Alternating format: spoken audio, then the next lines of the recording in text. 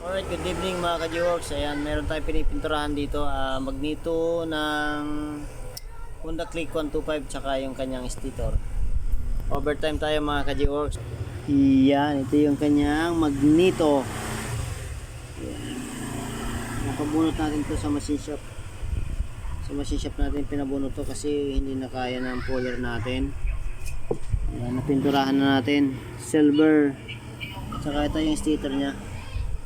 Ayan, yung banda dito pininturahan din natin yung prekot para hindi kalawangan.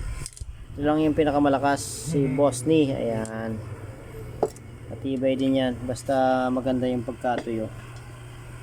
Sa sunod na araw pa natin ito ikakabit o kaya bukas na hapon. Bukas na hapon natin i-assemble sa motor. Ayan, nasa machine shop pa yung crankcase nito kaya baka bukas na hapon pa natin ma-assemble. Alright, good evening sa inyong lahat mga ka-G-Works. Alright.